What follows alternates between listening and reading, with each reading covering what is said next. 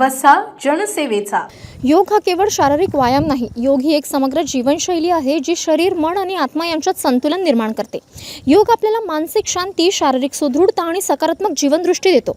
आजच्या वेगवान आणि तणावपूर्ण जीवनशैलीत योगाचे महत्त्व अधिकच वाढले आहे, असे प्रतिपादन केंद्रीय आयुष मंत्री प्रतापराव जाधव यांनी केले।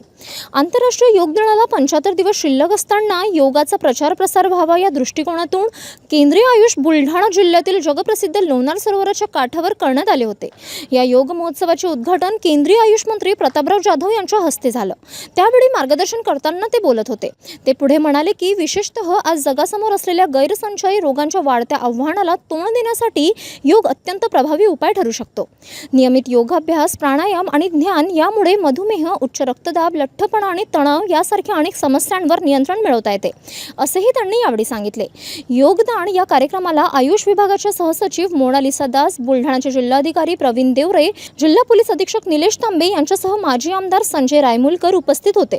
योग अभ्यासामधील त्रिकोणासन यामध्ये एकाच वेळी 6000 लोकांनी योगासन केल्याप्रकरणी एशियन बुक ऑफ रेकॉर्ड्समध्ये नोंद झाली आहे, अशी घोषणाही यावेळी करण्यात आली व या संदर्भातील प्रमाणपत्र केंद्रीय आयुष मंत्री प्रतापराव जाधव यांना देण्यात आले। या योग साधक मोठ्या संख्येने सहभागी झाले होते। अवघ्या 75 दिवसानंतर संपूर्ण जग आंतरराष्ट्रीय योग दिवस मोठ्या उत्साहाने साजरा करणार आहे। हा दिवस केवळ एक कार्यक्रम नाही, तर मानव जातीला निरोगी, संतुलित आणि समृद्ध जीवन जगण्याची प्रेरणा देणार आहे। City news.